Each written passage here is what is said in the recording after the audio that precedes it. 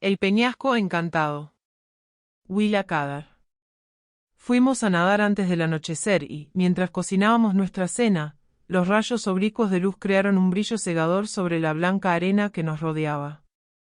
La bola roja translúcida se hundió tras la extensión marrón del maizal cuando nos sentamos para comer, el estrato cálido de aire que había permanecido sobre el agua y nuestro banco de arena limpio se volvió más fresco y olió a la vernonia y a los girasoles exuberantes que crecían en la costa más llana. El río estaba marrón y fluía perezoso, como cualquier otro de la media docena de arroyos que regaban las tierras de maíces de Nebraska. En una de sus orillas había una línea irregular de riscos de tierra desgastados, donde unos cuantos robles con gruesos troncos y copas planas y retorcidas daban una ligera sombra sobre la yerba alta. La costa occidental era baja y nivelada, con maizales que se extendían hasta el horizonte. Junto al agua había pequeñas calas y playas de arena donde se mecían los álamos esbeltos y los jóvenes sauces. La agitación del río durante la primavera no alentaba a usar el molino, aparte de mantener el viejo puente rojo en reparación. Los ajetreados granjeros no se preocupaban por el arroyo. Así, quedaba en obvia posesión de los chavales de Sandtown. En otoño, cazábamos codornices entre las millas del terreno lleno de rastrojos y forraje que había junto a la orilla llana. Cuando terminaba la estación de patinaje en invierno y el hielo había desaparecido, los torrentes primaverales y las llanuras anegadas nos proporcionaban los mejores momentos de diversión del año. El canal no permanecía en el mismo estado durante 2 estaciones seguidas. Cada primavera, el arroyo crecido socavaba un risco en el este o arrancaba unos cuantos acres de maizal en el oeste y se llevaba la tierra para depositarla en bancos de barro espumoso en otra parte. Cuando el agua bajaba a mediados del verano, quedaban expuestos nuevos bancos de arena que se secaban y blanqueaban bajo el sol de agosto. A veces la arena se acumulaba con tanta firmeza que la furia del siguiente torrente no conseguía desplazarla. Los pequeños esquejes de sauce emergían triunfales de entre la espuma amarilla, las hojas primaverales germinaban, crecían con rapidez con el verano y tras unir su red de raíces con la arena húmeda de debajo, se preparaban para soportar los azotes de otro abril. Por aquí y por allá entre los sauces, un álamo empezaba a brillar, estremeciéndose en la baja corriente de aire que, incluso en los días sin brisa cuando el polvo colgaba como el humo sobre el camino, estremecía la superficie del agua. Fue en una isla de estas características, en el tercer verano de su verde amarillento, cuando montamos nuestra hoguera, no en el matorral de varas de sauces bailarines, sino en el terraplén nivelado de arena fina que había aparecido esa primavera, un nuevo pedazo de mundo, rodeado exquisitamente por las marcas de las olas y sembrado con los diminutos esqueletos de las tortugas y los peces, tan blancos y secos como si hubieran sido salados por un experto. Fuimos con cuidado de no estropear la frescura del sitio, aunque a menudo nadábamos hasta ahí en las tardes de verano para tumbarnos en la arena y descansar. Aquella era nuestra primera hoguera del año, por ciertos motivos, he de recordarla mejor que cualquiera de las otras. La siguiente semana, los otros chicos debían marchar de vuelta a sus antiguas plazas en el instituto de Sandtown, pero a mí me tocaba ir a clase la divisoria en mi primera escuela rural del distrito noruego. Ya sentía morriña al pensar en dejar a esos chicos con los que siempre había jugado, en dejar el río y cambiarlo por una planicie ventosa llena de molinos de viento, maizales y grandes pastos, donde no había nada terco o rebelde en el paisaje, ni islas nuevas, ni la oportunidad de ver pájaros desconocidos como los que a veces seguían el curso del agua. Otros chicos iban y venían y usaban el río para pescar o patinar, pero nosotros 6 prestamos juramento al espíritu del arroyo y éramos amigos sobre todo gracias al río. Había 2 Aslar, Fritz y Otto, hijos del pequeño sastre alemán. Eran los más jóvenes entre nosotros, chavales zarrapastrosos de 10 y 12 años, con el pelo quemado por el sol, rostros con las marcas del clima y pálidos ojos azules. Otto, el mayor, era el mejor matemático en la escuela y brillante con los libros, pero siempre dejaba los estudios durante el trimestre primaveral como si el río no pudiera seguir sin él. Fritz y él agarraban los bagres gordos y cornudos y los vendían en el pueblo. Vivían tanto en el agua que estaban tan marrones y arenosos como el propio río. Estaba Percy Pound, un chico rollizo y pecoso de mejillas regordetas. Solía llevarse media docena de revistas y siempre acababa castigado por leer historias de detectives detrás de su pupitre. Estaba Tip Smith, cuyas pecas y cabello pelirrojo lo habían destinado a ser el payaso de todos nuestros juegos, aunque caminaba como un ancianito tímido y su risa era graciosa y entrecortada. Tip trabajaba duro en el colmado de su padre cada tarde y lo barría cada mañana antes de ir a la escuela.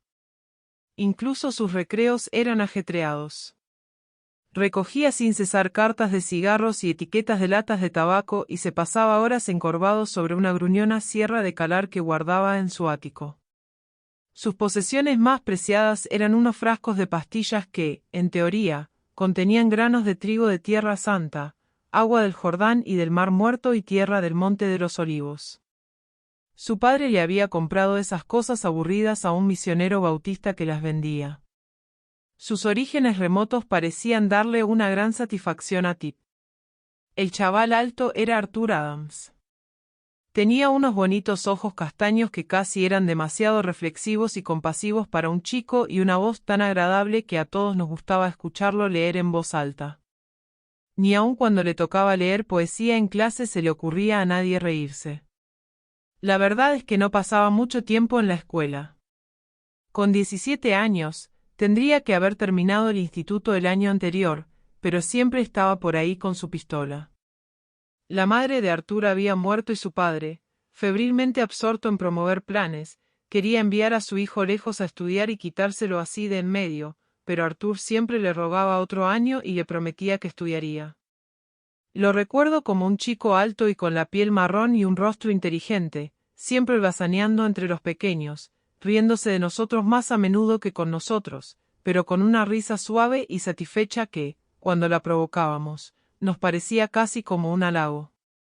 En años posteriores, la gente diría que Arthur había emprendido un mal camino siendo chaval, y es cierto que a menudo lo veíamos con los hijos del jugador y con el niño de Fanny la española, pero si aprendió algo peligroso en su compañía, a nosotros no nos traicionó nunca. Habríamos seguido a Arthur a cualquier parte, y me veo obligado a decir que los peores sitios a los que nos llevó fueron las marismas de Espadañas y los campos de rastrojos. Estos eran, pues, los chavales que acamparon conmigo aquella noche de verano en la arena. Tras terminar de cenar, apaleamos el matorral del sauce en busca de madera que hubiera arrastrado la corriente. Para cuando habíamos reunido la suficiente, la noche había caído y el olor acre a los yerbajos de la orilla había aumentado con el frescor. Nos tumbamos alrededor de la hoguera e hicimos otro esfuerzo inútil para enseñarle la osa menor a Percy Pound. Ya lo habíamos intentado antes, pero él nunca pasaba de la grande. ¿Ves esas 3 estrellas enormes justo debajo del palo, con una brillante en el centro?, dijo Otto Hasler. Eso es el cinturón de Orión y la brillante es la hebilla. Me arrastré hasta el hombro de Otto y seguí la dirección de su brazo hasta la estrella que parecía posada sobre la punta de su firme índice. Los chicos Hasler hacían pesca de cerco por las noches y conocían muchas estrellas. Percy renunció a la osa menor y se recostó en la arena con las manos bajo la cabeza. «Puedo ver la estrella polar», anunció, feliz, señalándola con el dedo gordo del pie. Alguien podría perderse y debería saber esto. Todos alzamos la mirada. ¿Cómo creéis que se sentiría Colón cuando su brújula dejó de marcar el norte?, preguntó Tip. Otto sacudió la cabeza. Mi padre dice que antes había otra estrella polar y que quizá esta no dure para siempre. Me pregunto qué nos pasará a nosotros si algo le va mal. Yo de ti no me preocuparía, Ott, rió Arthur. No va a pasarle nada en tu época. Mirad la Vía Láctea. Seguro que hay una barbaridad de indios muertos. Nos recostamos y miramos, reflexionando, la oscura cubierta del mundo. El borboteo del agua se había intensificado. En ocasiones, habíamos notado una nota rebelde y quejumbrosa en ella durante la noche, bastante diferente a su risa alegre de por el día, como la voz de un arroyo mucho más profundo y potente.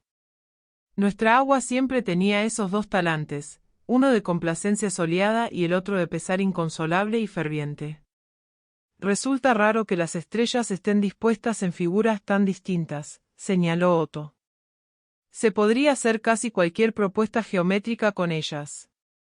Siempre es como si tuvieran algún significado. Hay quien dice que la suerte de una persona está escrita en las estrellas, no es así. Así lo creen en el viejo mundo, afirmó Fritz. Pero Arthur solo se rió de él. Estás pensando en Napoleón, que tenía una estrella que se apagó cuando empezó a perder batallas. Supongo que las estrellas nos llevan una cuenta muy exacta de la gente de Sandtown. Estábamos especulando sobre cuántas veces podríamos contar hasta 100 antes de que el lucero del alba desapareciera detrás de los maizales, cuando alguien gritó: «Ahí viene la luna, tan grande como la rueda de un carro». Todos nos pusimos de pie de un salto para saludarla mientras nadaba sobre los riscos que teníamos detrás. Salió como un galeón a toda vela, enorme y bárbara, roja como una diosa pagana enfadada. Cuando la luna salía así de roja, los aztecas sacrificaban a sus prisioneros en la cima del templo, anunció Percy. Tú sigue, Percy. ¿Eso lo has sacado de Golden Days? ¿Se refiere a la revista Golden Day for Boys and Girls? ¿Tú te lo crees, Arthur?, comenté. A lo mejor, respondió Arthur con bastante seriedad. La luna era una de sus diosas. Cuando mi padre estaba en Ciudad de México vio una piedra que usaban para sacrificar a sus prisioneros. Mientras nos tumbábamos de nuevo junto al fuego, alguien preguntó si los constructores de montículos eran más antiguos que los aztecas. En cuanto nos enzarzábamos en el tema de la cultura de los montículos, no lo dejábamos por voluntad propia, y aún seguíamos conjeturando cuando oímos un fuerte chapoteo en el agua. «Habrá sido un gran felino saltando», dijo Fritz. «A veces lo hacen, quizá por los bichos que ven por la noche. Mirad la estela que deja la luna». En el agua había una larga veta plateada, la corriente hervía en trocitos dorados en los puntos donde se agitaba sobre un tronco. ¿Os imagináis que hay oro escondido en este viejo río?, preguntó Fritz. Estaba tumbado como un pequeño indio marrón, cerca del fuego, con la barbilla apoyada en la mano y los pies descalzos en el aire. Su hermano se rió de él, pero Arthur se tomó su sugerencia con seriedad. Algunos de los españoles creían que había oro en alguna parte de esta zona. 7 ciudades repletas de oro, decían, y Coronado y sus hombres vinieron a buscarlo. Hubo una época en la que había españoles por todo el país. ¿Eso fue antes de que los mormones pasaran por aquí?, preguntó Percy con interés. Todos nos reímos con su comentario. Mucho antes. Antes que los padres peregrinos, Percy. Quizá vinieron por este mismo arroyo. Siempre seguían los ríos. Y yo me pregunto, ¿dónde empieza de verdad este de aquí?, reflexionó Tip. Ese era uno de nuestros viejos misterios favoritos, pues en el mapa no se mostraba bien. En él, la pequeña línea negra se detenía en algún punto al oeste de Kansas, pero como los ríos, en general, nacen en las montañas, era lógico suponer que el nuestro venía de las Rocallosas.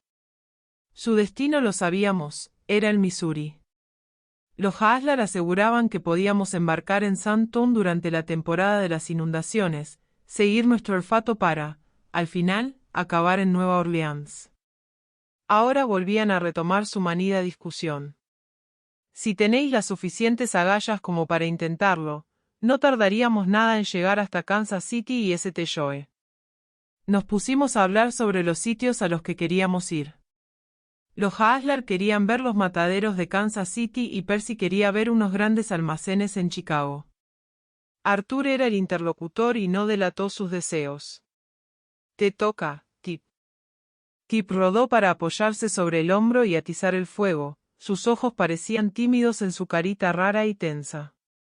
Mi sitio está increíblemente lejos. Mi tío Bill me habló de él. Bill, el tío de Tip, era un viajero, picado por la fiebre del oro, que había llegado a Sandtown con un brazo roto que, cuando estuvo curado, volvió a marcharse. ¿Dónde está? Allá por Nuevo México. No hay ferrocarriles ni nada. Hay que ir en mula y antes de llegar se te acaba el agua y te toca beber tomates enlatados. Bueno, sigue, chaval. ¿Cómo es aquello cuando llegas allí? Tip se enderezó y empezó a relatar con entusiasmo su historia. Hay una gran roca roja que sale directamente de la arena y alcanza 900 pies. A su alrededor el campo es todo llano y la roca se alza allí sola, como un monumento. La llaman el Risco Encantado, porque ningún hombre blanco ha estado en su cima. Los costados son de roca suave y recta, como una pared. Los indios dicen que hace cientos de años, antes de que llegasen los españoles, había un pueblo allá arriba, en lo alto. La tribu que vivía allí contaba con una especie de escalones, hechos de madera y corteza, que colgaban por un lado del peñasco. Los valientes bajaban para cazar y subían agua en grandes jarras que llevaban sobre su espalda.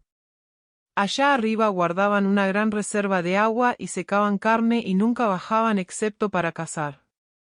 Eran una tribu pacífica que elaboraban ropa y cerámica.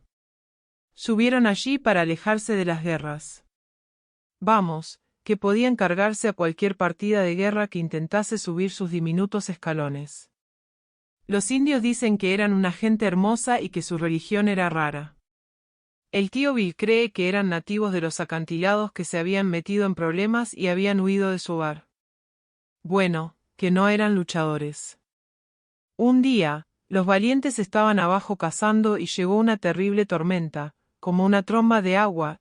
Cuando regresaron a su roca, vieron que su escalerita estaba hecha pedazos y solo quedaban unos pocos escalones colgando allá en lo alto. Acamparon a los pies de la roca y, mientras se preguntaban qué hacer, una partida de guerra del norte llegó y los masacró, con todos los ancianos y las mujeres observando desde la roca. La partida de guerra se encaminó hacia el sur y dejó que el pueblo bajara conforme pudieran. Nunca bajaron, por supuesto. Se murieron de hambre allá arriba. Cuando los adversarios regresaron de camino al norte, pudieron oír a los niños gritar desde el borde del peñasco hasta el que se habían arrastrado, pero no vieron ni rastro de un indio adulto. Desde entonces, no se ha visto a nadie en su cima. Gritamos ante esta dolorosa leyenda y nos enderezamos. No podía haber tanta gente allá arriba, objetó Percy, ¿cómo de grande es la cima, Tip?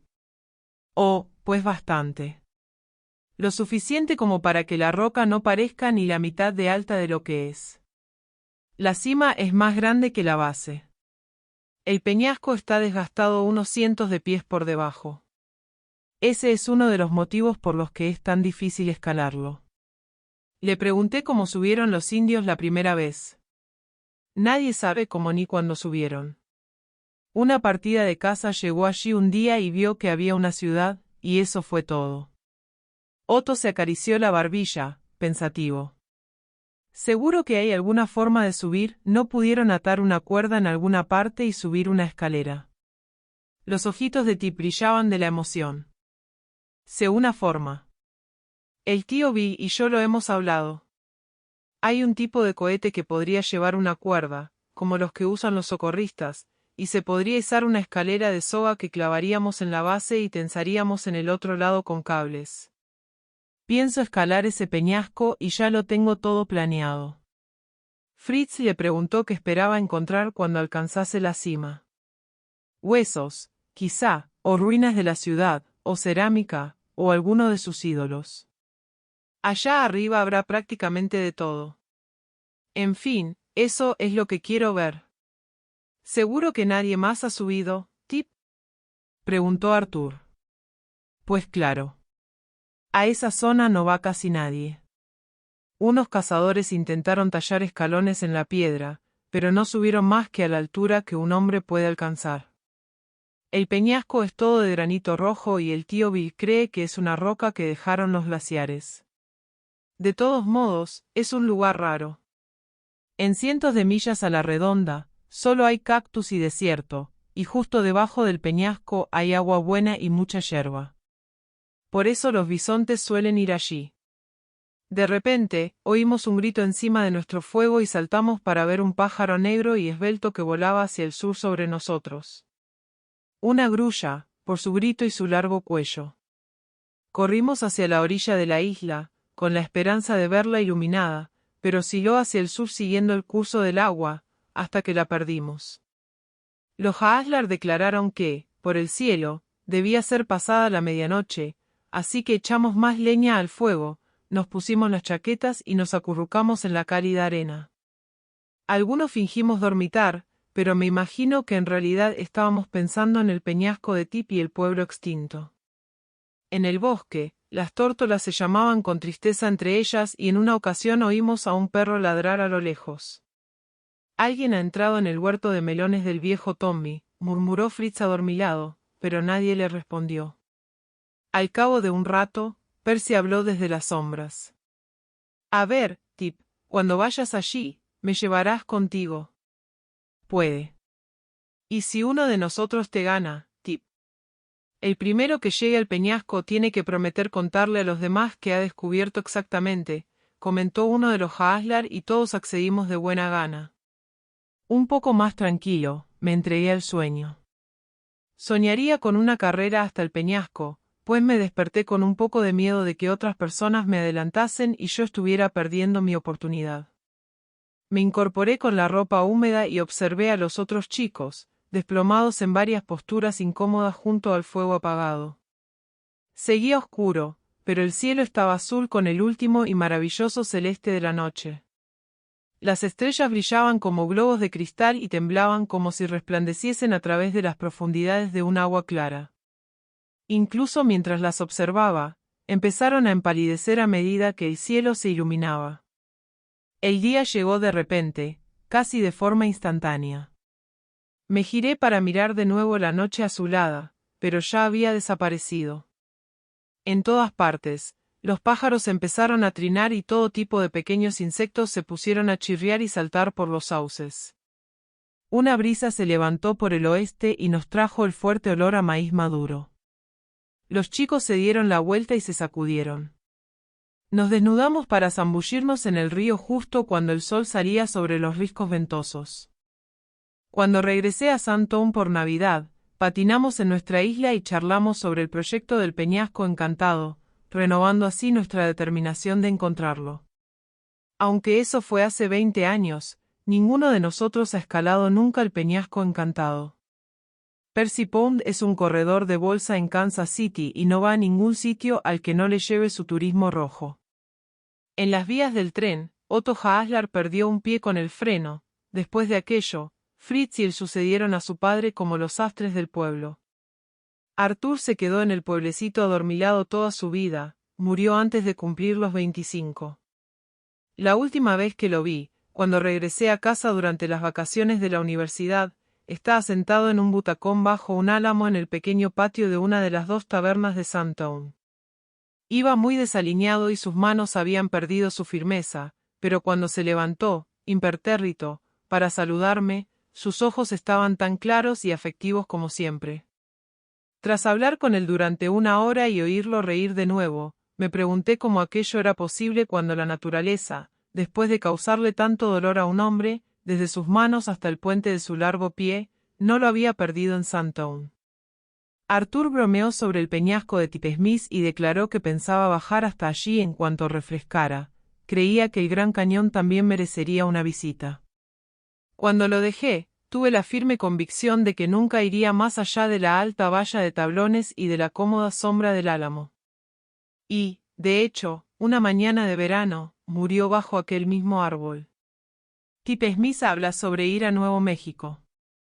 Se casó con una chica de campo desaliñada y manirrota, está atado a un cochecito de niño y se ha vuelto encorvado y gris por las comidas irregulares y el sueño interrumpido. Pero sus peores dificultades ya han pasado y ahora las aguas están tranquilas, como dice él. La última vez que estuve en Sandtown, lo acompañé a casa una noche iluminada por la luna, después de que contara sus ganancias y cerrara la tienda. Dimos un gran rodeo y nos sentamos en la escalera de la escuela. Entre nosotros revivió el idilio de la roca roja solitaria y el pueblo extinto. Tip insiste en que aún tiene intención de ir, pero cree que ahora esperará hasta que su hijo Bert sea lo bastante mayor como para acompañarlo. Bert conoce la historia y solo piensa en el peñasco encantado. Fin.